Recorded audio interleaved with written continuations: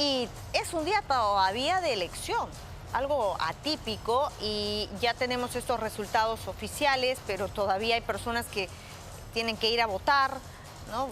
Direcciona el voto o no, y los otros cuestionamientos que hay. De todo esto vamos a hablar, y también cómo viene la composición del nuevo Parlamento con nuestros invitados el día de hoy. Yo les quiero agradecer su presencia y su despertar temprano, ¿no? Están también un poco trasnochados, me imagino, siguiendo de cerca. Luis Benavente, Enrique del Castillo, ¿cómo estás?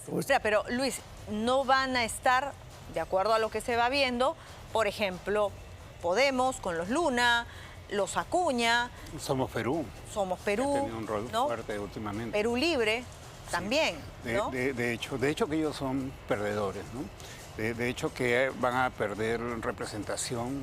Ya es muy difícil que logren pasar, a pesar del conteo de votos que aún falta, que es bastante grande. No le veo mayores posibilidades. Y van a perder poder en general, ¿no? Poder político, porque con el poder tan grande que tiene el Congreso en los últimos tiempos, el poder de las mayorías o de hacer mayorías en el Congreso, hacer alianzas en el Congreso, trasciende al Congreso mismo y se convierte en un dominio de la política peruana y en una capacidad de influencia afuera, porque no sabemos cómo funcionan los lobbies por detrás, los lobbies comerciales, los negocios. A riesgo de perder también la inscripción, ¿no? No pasar la valla. A riesgo de perder la inscripción, exactamente, ¿no? Creo que sí están perdiendo bastante, ¿no? Ahora, el Congreso va... Aunque eso está supeditado a las elecciones regionales y municipales. También, claro. O sea, no es que pierden ahora la inscripción, pueden pasan la continuar, valla. claro. Tiene que todavía esperarse la elección municipal y regional, y si ahí pierden, entonces ahí sí pierden la inscripción. Pero esto es un tremendo campanazo. Digamos que van debilitados a las municipales y regionales. Van debilitados. Ahora, lo que deja también como aprendizaje o como lección,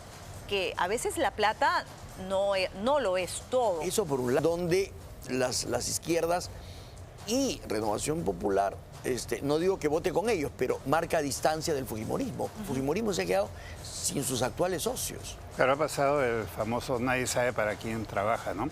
Ahora, de otro lado, la composición del Congreso creo que es más claramente ideológica.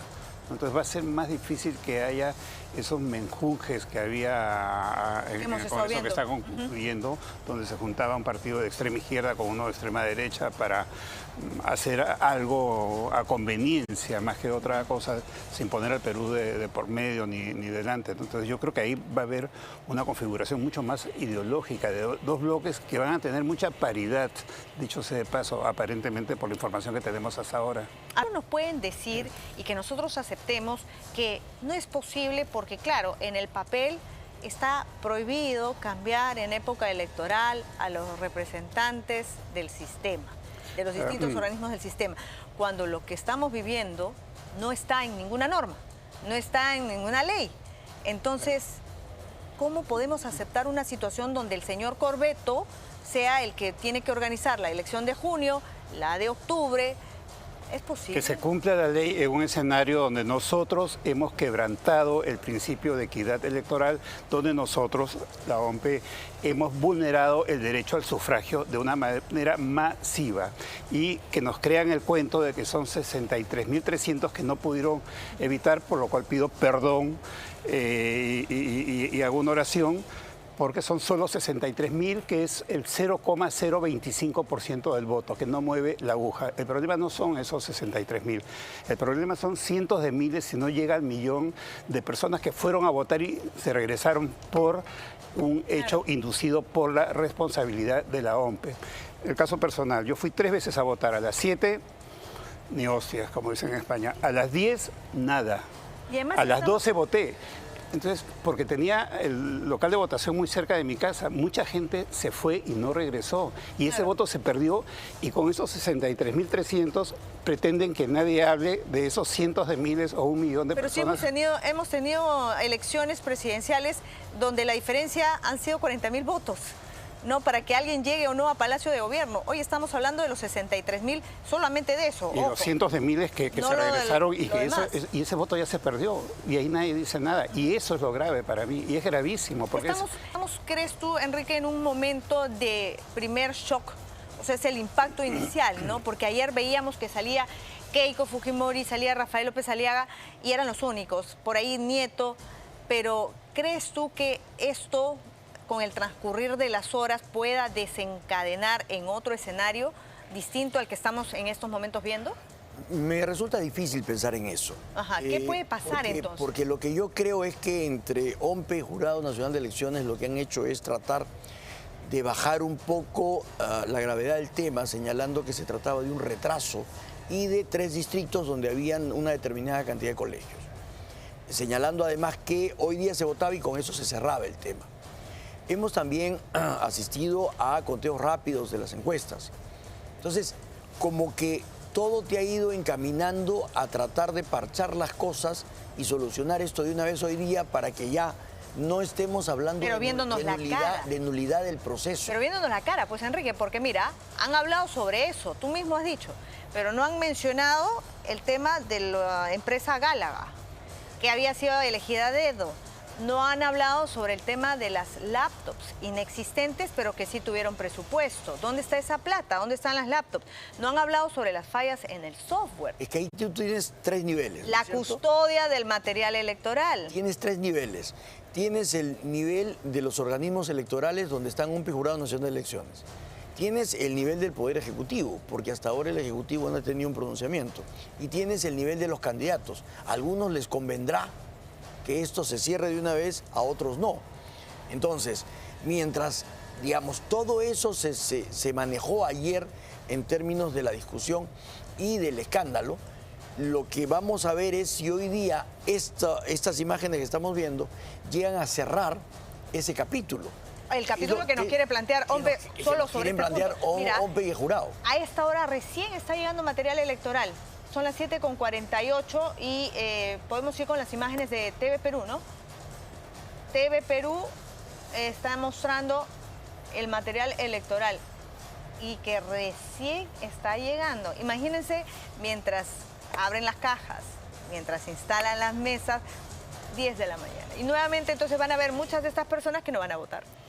Claro, ahora lo que va a ocurrir respecto a la pregunta anterior, Albina, es que muchos perdedores, y digo muchos por la cantidad de candidatos, van a cerrar filas y van a pedir la nulidad del proceso y van a tener una argumentación sólida, porque es un proceso muy viciado, fue un proceso caótico, es un proceso que hoy ante el mundo es la vergüenza. Los titulares en el mundo es caótica elección en Perú. Claro. Yo fui a votar el año 78 para la constituyente, ha pasado 48 años que voy a votar, nunca vi esto, ni el 10% de esto. Entonces ellos van a buscar esa nulidad y van a tener una argumentación y se va a generar una polémica nacional bastante fuerte. Ahora, pero ¿crees tú que por el porcentaje de estos votos pueda ser causal de nulidad? Hemos hablado con algunos expertos, no hay coincidencia. Yo lo veo difícil, porque como te digo, además ya estamos viendo el conteo que avanza, estamos viendo cómo las encuestadoras ya cierran sus conteos rápidos, casi como que ya la fiesta se terminó. Y la sensación, como el caballo, para adelante, la sensación que está quedando es, ya, lo que estamos haciendo es solucionando el error. Los parches, pero poniendo parches. Ya estamos generando esa sensación de que este proceso ya se terminó. Y entonces, ya, miremos hacia adelante y cerremos. Pensar en la nulidad de todo este proceso después de todo esto, a mí me resulta bien difícil que se pueda manejar. Primero por temas obviamente de tiempo, presupuestales y todo lo demás, y además los temas legales para esto. Pero como te digo, sí van a haber candidatos que se sienten ganadores y obviamente los perdedores van a reclamar. Claro, los que no van a hacer una vuelta. Pero estás hablando ya de gente que lo que va a tener es derecho al pataleo, pero no la influencia como para poder empujar una nulidad de hecho. Pero entonces acá nuevamente les reitero la interrogante. ¿Es, no sé, idóneo que mantengamos a Corvetto como el gran gestor y el organizador de las elecciones que vienen? No, creo que debe renunciar inmediatamente y no esperar a que el proceso fiscal avance más y que los cuestionamientos sigan profundizándose y seguir polarizando al país, porque ya se está convirtiendo... No solamente Corvetto, también señalan de que tendría que irse Burneo. Es que en realidad el Jurado Nacional de Elecciones es el responsable. O sea, tal vez de la parte operativa es responsable OMPE, pero ¿quién es el responsable de todo el proceso electoral? De la fiscalización, ¿no? O sea, de todo el proceso, es el Jurado Nacional de Elecciones. La OMPE y la RENIEC son parte de ese conglomerado electoral, pero el responsable es el jurado. Tan es así que ayer, ¿qué hizo OMPE? Se fue a hablar con el jurado para que el jurado le permita ampliar la hora de votación. ¿Quién es el que aprueba? El Jurado Nacional de Elecciones. Entonces, ellos son los responsables. Entonces, aquí hay más de un responsable que tendría que, cuya situación tiene que resolverse, porque el problema es qué credibilidad y confianza vas a tener para llegar a la segunda vuelta. No hablo de los siguientes procesos electorales, hablo de la segunda vuelta, ahorita. Entonces, no puedes generar en una situación en la cual van a quedar ya dudas, van a quedar reclamos y que seguramente vamos a llegar a una polarización otra vez de anti y anti. En esas circunstancias lo que necesitas es justamente credibilidad y confianza, y eso es lo que no te da las autoridades. Y además de eso también no existe confianza en quién cuenta los votos actuales. En los votos están con los palitos, pues, porque no hay software. Claro, entonces... No hay computadoras. Y una OMPE que ya ha incurrido en tanta falta, en tanto desatino, en tanto error, que ha perdido tanta confiabilidad, es quien nos está contando los votos y está cuidando los votos. Claro, ayer en mi mesa, por ejemplo, los miembros de mesa me decían, nos capacitaron para utilizar el software, para hacer este proceso con la computadora. No hay computadora, entonces nos dicen que lo hagamos manual. ¿Cómo? Pero además hay otra cosa. La Junta Nacional de Justicia emitió ayer un pronunciamiento, quitándole prácticamente la confianza a Croetto, porque dijo que iba a revisar su proceso de ratificación. ¿Eso qué quiere decir? Le está quitando la confianza a la Junta Nacional de Justicia. Totalmente. Entonces, si las cosas van a seguir encaminadas como están, pues las instituciones tienen que pensar bien antes de emitir sus pronunciamientos. Porque una vez emitidos, ¿qué estás haciendo? Justamente generando inestabilidad y desconfianza. Claro, quiero compartir con ustedes, vamos con este comunicado del Ministerio de Trabajo a propósito de la demora que hay por segundo día consecutivo. Los empleadores brindarán las facilidades necesarias a los trabajadores que ejercerán su voto hoy, el día 13 de abril, en el marco de la ampliación de los horarios de instalación de mesas de sufragio y de votación para las elecciones generales. Las horas dejadas de laborar están sujetas a compensación posterior. Claro, la va a pagar el propio trabajador, según lo que acuerden las partes. A falta de acuerdo, la compensación será determinada por el empleador. Los ciudadanos que ejerzan su derecho hoy y que se han trasladado a Lima desde otras provincias o regiones podrán gozar de un día de descanso remunerado compensable el 14 de abril. Bueno, los que de otro lado dice, para aquellos que ante la ausencia de los miembros de mesa sorteados son designados como tal, podrán gozar de un día de descanso remunerado compensable el día 14 de abril, es decir, mañana. ¿Es suficiente? Ayer veíamos o nos llamaba la atención la ausencia del Ejecutivo, ¿no?, en todo este caos. ¿Es suficiente ese comunicado? ¿Se le puede decir eso al miembro de mesa, al elector? ¿Qué opinan ustedes? Bueno, es un tema parcial, el tema laboral, el tema de reconocer el día o la negociación, el acuerdo que tiene que haber, va solamente a esa parte, ¿no? No está yendo al conjunto del proceso. Es como Corbeto, que salió ayer a decir no vas a pagar la multa, esa la vamos a asumir nosotros. Sí. O sea, son paliativos nada más. Además, son, digamos... yo creo que son efectismos que están tratando de librar de responsabilidades, pero que se quedan en el nivel administrativo. Aquí el tema es otro. Claro. Aquí, por ejemplo, te falta también el pronunciamiento del Ministerio de Educación, porque en esos colegios, ¿qué va a pasar mañana, por ejemplo? Pero sigue siendo la parte administrativa, sigue siendo la parte de la parafernalia nada más. No es el tema del fondo del asunto. Yo hubiera esperado que el presidente Balcázar se pronuncie, por ejemplo, sobre el fondo del asunto y que nos diga qué es lo que piensa el Ejecutivo en este sentido. Con ese tipo de señales, con ese tipo de gestos, podemos ir labrando el camino nuevamente de la confianza. ¿Cómo se recupera la confianza en un momento en el que todo es caótico? Tiene que haber una respuesta rápida. Hay una primera vuelta que no está concluida, evidentemente no solamente por los votos que faltan, sino por el conteo.